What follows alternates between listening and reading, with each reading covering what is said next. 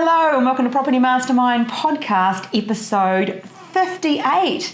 Climbing through them now. Today, a fabulous episode, where to find development sites that stack up. It seems to be something that people are asking right now. My guest this week is Bob Andersen. Again, Bob's going to empower you with a lot of information. So let's jump into this exciting episode 58 with Bob Andersen.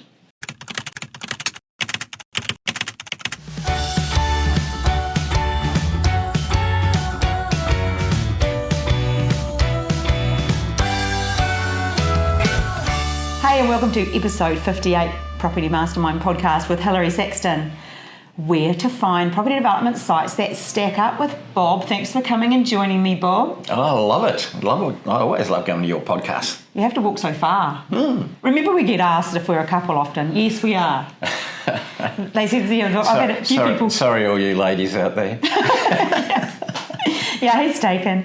But before we kick off into the podcast, giving away the copy of Property Millionaires Exposed, where quite a few property experts have, well, I don't know if they're all experts, if I'm going to be a bit cheeky. Of course they are. Have got the reason of their why they believe their particular strategy is the best. This week, we are giving a copy of this book to Paul Russo. Paul has reached out this week and is inquiring about some stuff that we offer. So, Paul, this will be in the mail to you, maybe this afternoon even.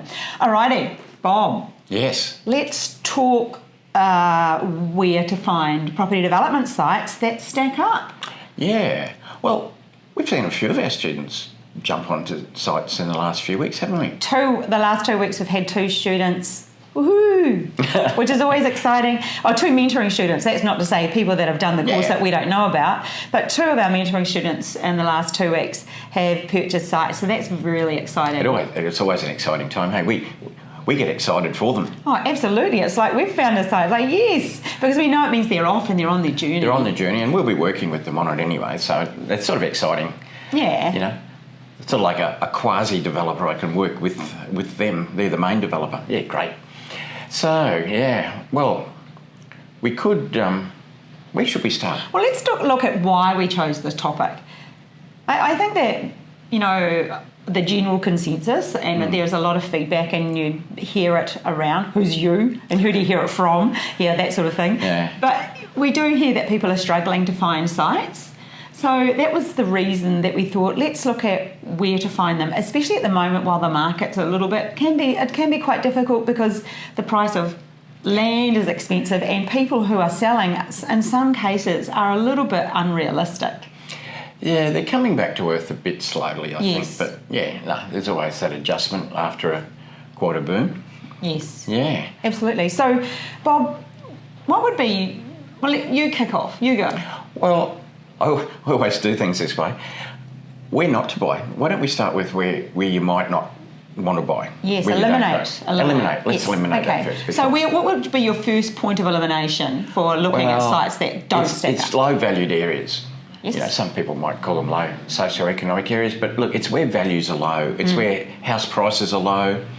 If there's townhouses, low valued places, and that's never a happy hunting ground for a developer if you're building product. Like if you're building houses or townhouses, let's say, and the reason for that is that if you're let's say you've got a particular townhouse design. It's a 2-story, 3-bedder, it's, whatever it is, 150 metres. It costs you the exact same amount of money to build that in the most expensive suburb than it does in the cheapest suburb. What consultants charge, what architects charge and the like, they charge exactly the same. They don't charge you on the suburb. So if we've got 2 identical products, call them townhouses, it costs the same, Money is the same interest rate. GST is still 10%. The only variables at the end of the day are what you pay for the land, the site, and what you can sell it for. All the other costs are fixed. And the problem is that, building construction is a big part of your costs. And so when you have a low value, it just pushes down on the land value. You've sometimes heard me talk about how valuers value a development site. They start at the sale price. If you start at the sale price and then start deducting off the profit and all your costs, you get to a point where in the low valued areas, you'd have to get the land so cheaply to actually make a proper profit margin that you can't, because it's worth more as a house. So the only way it potentially could work in a lower socio area is if you got a massively discounted, almost distressed site situation. Way more than distressed. Yeah. Yeah, I'm thinking... Almost like someone gave it to you. Well, I'm thinking of a suburb where houses are like about 300 to 350. And it's a pretty low area. Now, that means if you bought that as a 4-pack site, they're about 800 metres. You'd pay about 90 to 100 at townhouse site. But if you did that and you built townhouses, you couldn't possibly sell them at a profit, because townhouses, new ones, sell for about, well, they don't sell because you can't build them. And if you did, they'd probably, if a house is sort of like, an old house is 350, a new townhouse is probably going to be about 380. And you can't buy land at 100,000 and build a townhouse and make a profit and cover all your other costs. It's impossible. Yeah, and I know this, and a lot of people listening to the podcast know this, but what Bob did then, he broke down that one piece, the one site, and broke it into 4, if you were going to put 4 on it, and then when he said that's the land value, so each site, the cost of the land for that site would be that much. That's what I know you and I do this all the time, and it means nothing, but I think some people listening might not get that. No, so if you bought an old house for 350,000, let's say it owes you 360, by the time, a bit of legals and stamps, probably a bit more. Takes 4 townhouses, 4 into 360 is 90,000 per townhouse. Then if you go and spend 300,000 and build one, you're already up to 390,000, and that's probably all you could sell a new one for. You haven't made any profit, you haven't paid your consultants, you haven't paid your finance, so it won't work. The only thing that does work sometimes in those lower value areas can be a subdivision, but not so much a 2 or 3 lot subdivision, a larger one. And look, on the rare occasion in the past, I have done them. But generally large ones, like 20 lots and that sort of thing, where you get a large parcel of land. Like you wouldn't make money out of doing a subdivision if you had to buy like 5 houses to get a larger lot. Yeah. It'd just be a vacant lot, probably, maybe a house on a hectare or something like that. If you get it cheap enough, sometimes you can make enough profit out of a subdivision in those low areas. And sometimes that's some people's strategy. So if that's your strategy, that's what you're looking for, you become an expert in that area, you know what you're looking for. And that's not to say that's not a good strategy. It's the same, it's just looking for the time. Yeah, there'd be bigger subdivisions that work in those areas. Yeah. I mean, some people buy in those areas as an investment because housing's cheap. If it's the sort of bottom of the market in a city, it's that bottom 20% of price ranges. Some people buy in there. Some people buy in there because they can't afford to buy an investment property at a higher value. But as markets move up, it drags the bottom up. Yeah, and that pretty much leads to a conversation we had in bed this morning, really. So it's pretty tragic that we constantly Sounds like we're a couple. We constantly talk property. We were talking about just somebody rang me yesterday just for some advice, and they wanting to know what the thoughts would be on buying in a cheaper area because it was positively geared, and the difference between really you want to play the long slow game like what Bob just said, where it will increase in value if you buy an investment property in a lower socio area. It's going to slowly over time increase. It'll get dragged up by the good properties going up. Yeah. I mean, if you're looking you would buy into a high growth area, it wouldn't be in that market. No. But if it's all you can afford, you have to get your hands on some real estate, then you could. The yield, your rental as a percentage of the value would be higher, but quite often when your yields are high, your growth's lower. But I mean, the bottom of the market always gets dragged up. But it's not the best sector of the market to invest in, but to investment as an investment, to investment as a development. Yeah, you might look at somewhere in the in the middle of the market or the top half of the middle where there's a good growth, as a property investment. But look, it can still work simply because you buy a product in that area.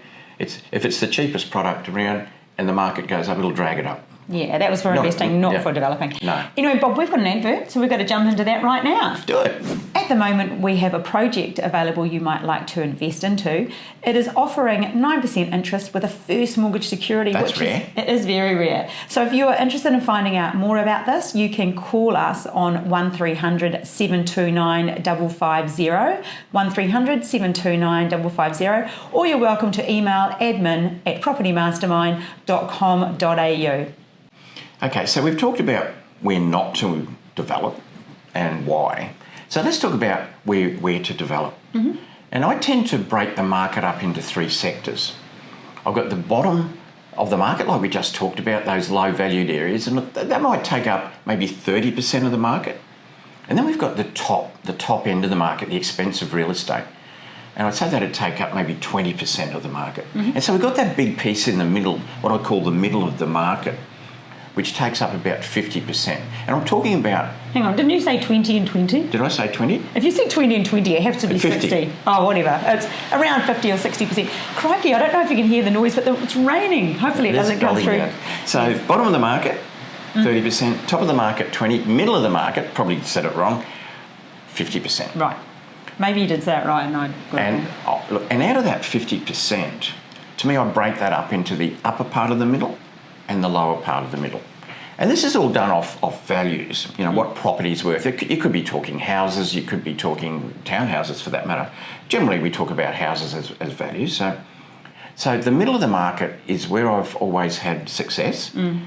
And it's a big piece. As I said, it's 50% of the market. If you think of the top of the middle, so you're talking about maybe half of the 50%, maybe 25% of the market that is the top part of the middle. Now, I can't give you a dollar value for that because it changes everywhere you go.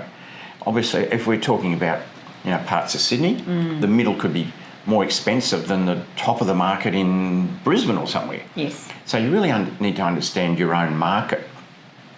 But the best margins that I've made have been in the top part of the middle of the market. The top of the market, that 20%, is high. They're high values. It can also be a bit volatile up there. It's not to say, because the top end of the market does work for developing, and we know quite a few past mentoring students and students that work in that area and they do very well. It just has that little bit more risk to it. It's a specialist area. Yeah, and they do specialise, these guys. They've done very well. So what you need to do, if you're in that top end of that market, generally they're not investors who buy there. Oh, no. So they're owner-occupiers. And they're wealthy, let's say they're wealthy owner-occupiers, and as a result, they're quite discerning about what they want. And so they tend not to buy off plan. They don't like buying off plan. They want to see the finished product and then they'll buy it. In fact, some of them will buy off plan to a degree if they can customise it. So if you're doing, let's say, some upmarket townhouses in that top sector, quite often you'd take it to the market, but you'd leave it open for individuals to customise interiors. How do they do that, Bob, with as a developer? Is that just like pre-sales at a point and offering pre-sales and saying you can customise from here, or how does that work? So they'd have to sign an off-plan contract. They'd have to pay a 10% deposit. And then from a developer's point of view, some of the internal design needs to be changed. It doesn't change the development permit, what you do inside that building, where you put rooms walls and stuff. Yeah, they might want a larger ensuite or something, and so the architect would prepare that interior design. The builder would cost it, and as a developer, you would then charge them, let's say, extra. When you do this, you charge a lot extra. That's from the developer's point of view, because it's a bit of a nuisance to do that. Have you done many of them? No, because I prefer not to have to customise stuff. But when I have to deal with people and their problems? When I have, I've basically doubled the price. Really? Yeah, if it costs me another $80,000 to upgrade the internals, I'll charge them $160, and guess what? They pay it. They pay it. That market just pays. Yeah. And so you do make a really good margin on that. And the reason that you would do it is that the people that buy that exclusive product often want to customise it to their requirements. Yeah. Alternatively, there's plenty of developers who build upmarket product. But as I said, generally, if you're building an upmarket product, if people don't have the opportunity to customise it, they want to see the finished product. And that might make finance tough. So quite often, if you're doing that market where you're just going to build high-value product, you're not selling off the plan because generally they don't like buying off the plan. You've got to go into it with a fair bit behind you. You've got to have quite a lot of equity to do it. And that's often the case.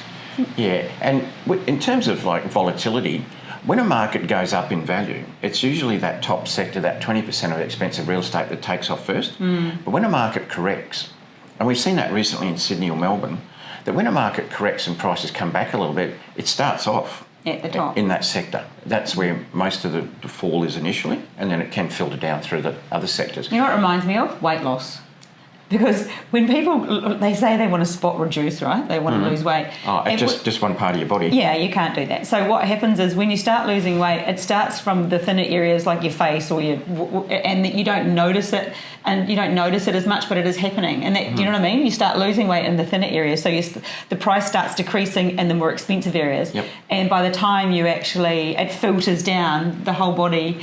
I'm a nutritionist. I can't help it. That's an interesting analogy. I've never thought about it. Yeah, no, it is. Well, it's the same thing. Yeah, sorry. Yeah.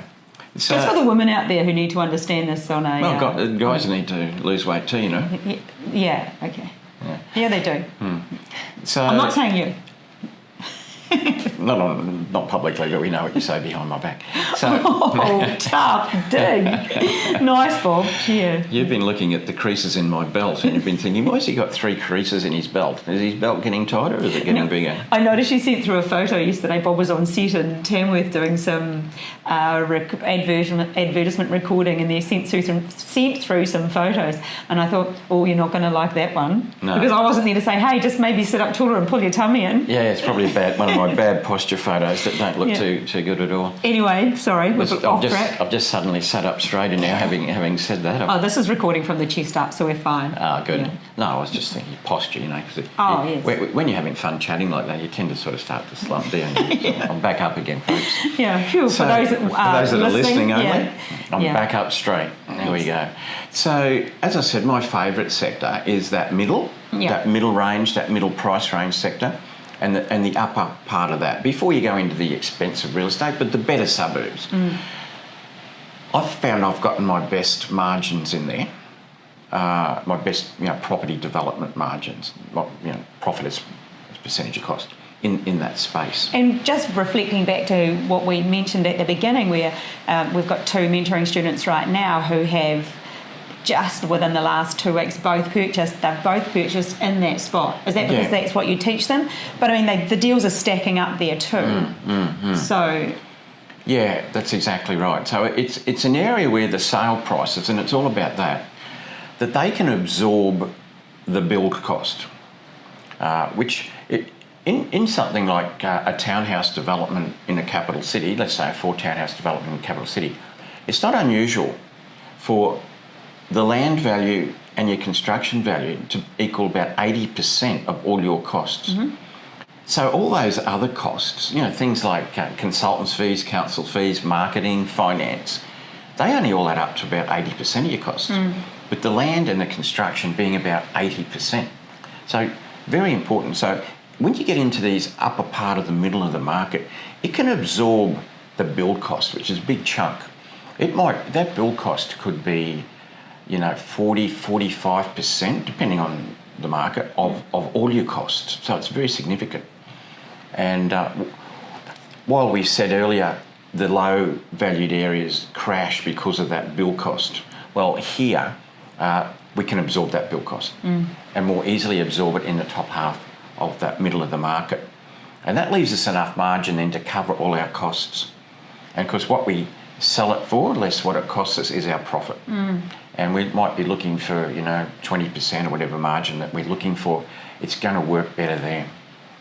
So, Bob, I'm going to ask the $65,000 question that we get asked most days. Do I get $65,000 if I answer it? Is that what you're saying? Yeah, no, because I can answer it. Fire away. I can actually answer this. I've got time for 2 or 3 questions. I'm just saying this because, so it gives you... I like to ask the questions that I know that a lot of people are thinking, which would be, Well, where are these sites at the moment, Bob? You know, that is what we're hearing a lot. Where are they? And that's why we're pointing out that, you know, with our very limited number that we choose to work with mentoring, we've had 2 that have had that in the last 2 weeks. So that's a very good sign. They're in that upper part of the middle of the market. So what do they do, Bob? In 2 different states. Yeah, Queensland and Victoria. Yep. Yeah, not just here. We're working with people all over. So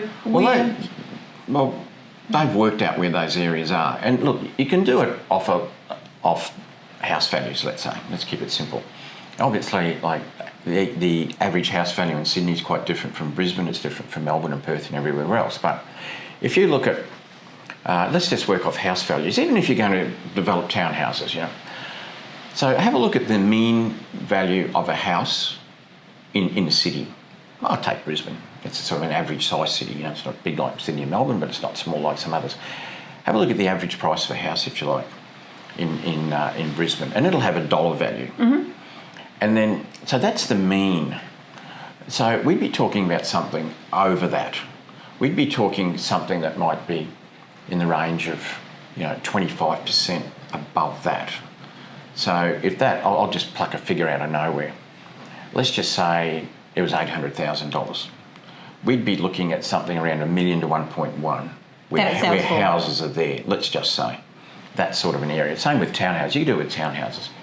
You know, if you look at what's the mean value of new townhouses, and it, you know, it could be, well, some places it could be, you know, $1 million or 800 or 1.1. And so, okay, let's add 25% on that and let's see where townhouses sell for that.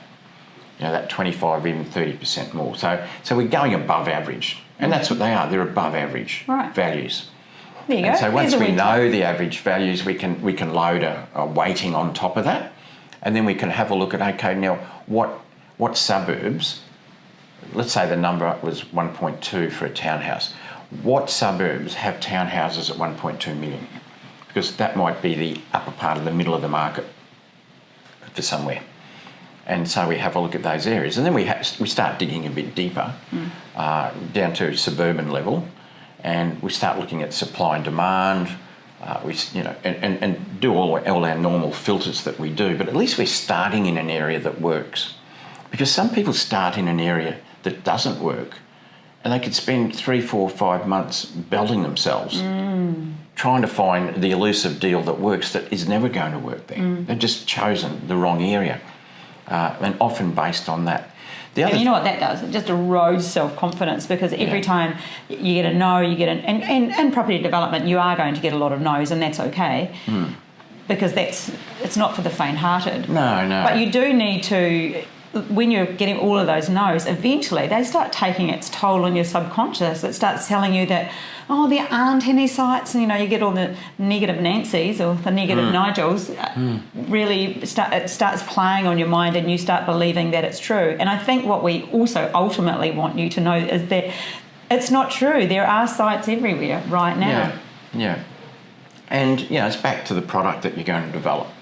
Are you going to do little subdivisions of 2 or 3 lots and then build houses on them? Or are you going to do, let's say, townhouses? Or are you going to do a duplex? You know, it's good to know your product as well, so that you've got a direct comparison. You know, if you're doing an upmarket duplex, okay, let's find in areas where upmarket duplexes sell for 1.6 mil or whatever it happens to be, you know, and then narrow that down again. Like I said, do all your normal filters, supply and demand, have a look at, you know, what parts, down to suburban level. We've got to drill down to suburban level as developers. We can't just, you know, work on city values. And then you'll find you'll start to get margins. We're still going through a bit of a phase at the moment where we're often in competition with houses. So as a development site, let's say you're looking at doing a townhouse development. 2 years ago, perhaps, there might have been a lot of areas where the development site value or the value as a house were about equal. You know, it didn't really matter. You could buy, let's say, I'll pick my $800,000 again. Let's say there's an area a couple of years ago where you could buy a house, you could buy this particular site. Let's say it was an 800-metre site that you could do 4 townhouses on.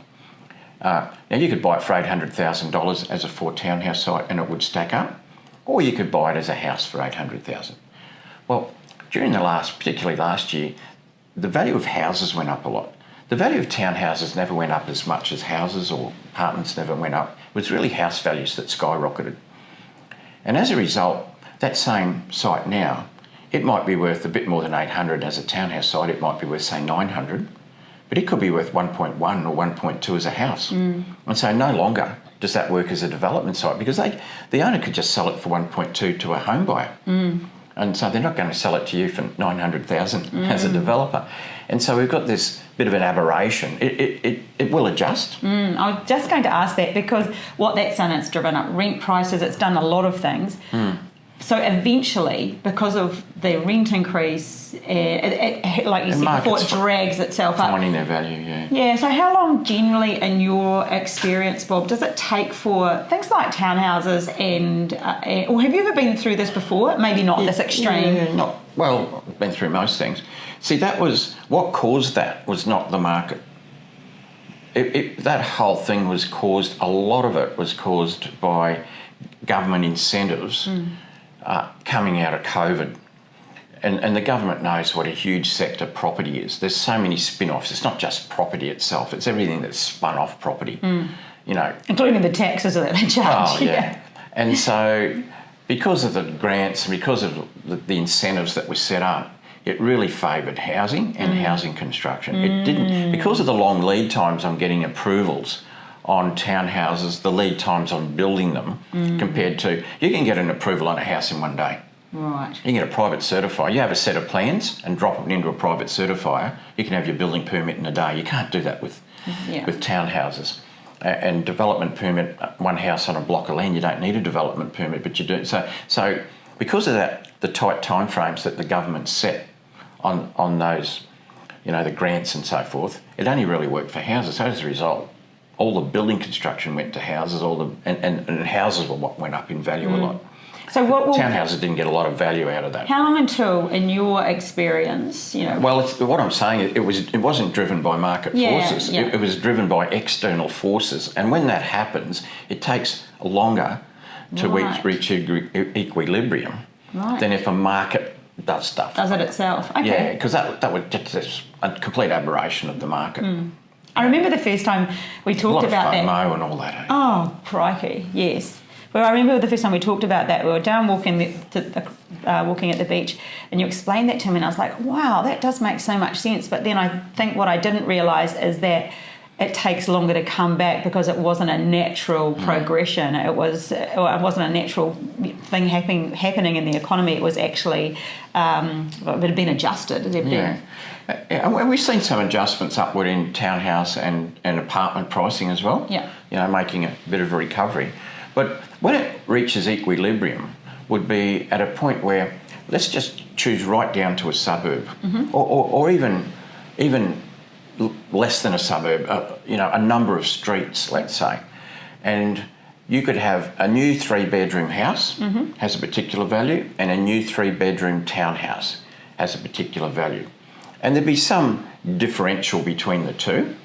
I mean, one would be the townhouse would be part of some more townhouses. It would be on a small parcel of land. It would probably have a body corporate. The house might be sitting on slightly bigger land. It wouldn't have the body corporate and so forth. So there'd be this price difference, generally speaking, where the houses were always worth a bit more than the townhouse. Brand new property, 3-bed, comparative. And that's when it's in equilibrium. Right. But it got out of whack, and it'll adjust. So I guess what I'm getting back to is that's another consideration when we're talking about where, and we've chosen those areas in the upper part and the middle.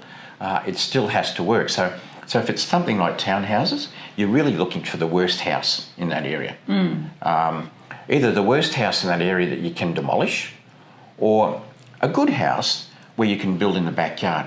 And in a lot of cases, because of the house values going up so much, it's tended to move in the direction of being able to keep the house on the site. Because quite often, let's say you had a house on 700 metres, and you can actually get into the backyard and build another two townhouses. If you can keep that house, it's often not worth much less on the small lot than it is on the full lot. What it was worth on 700 metres, and now what it's going to be worth on, say, 250 metres, is not a big gap. And so basically you're paying not a lot of land for the backyard, but you're building 2 new townhouses. As opposed to demolishing the house and starting from scratch, you probably find in a lot of cases that doesn't work as well. And so if you're going to demolish and build, you want the crappiest house in town. Or if it's a better house, you need to get in the backyard. But it could be just that its value as a house is just outstrips its value as a site. And if that's the case, that's the case, yeah. I think, Bob, in summary, time to one, unless you've got more you want to add to this, No. I think we always talk about property being a numbers game, and I say this so often to my personal clients. It's a numbers game as in they have to stack up, and it's a numbers game as in the amount you're going to have to go through to find one that works. Would you agree? Yeah, definitely. It's luck, timing, and numbers. Yeah, you can do a fair bit to save time wasting, like choosing those areas. Yeah, I think once you've chosen those areas and you start digging deep in that suburb or whatever it is, then you'll quickly work out what's the best way to go. And it might be on a townhouse site, not actually building townhouses. It might be simply subdividing into a small lot and building houses, because houses are what went up. And we've seen that a lot. So highest and best use, always back to that. Always back to that. Okay, people, I hope you found that episode interesting today, where to find development sites that stack up. We will look forward to catching up with you again next week. That is episode 58. Catch you next time. Bye now.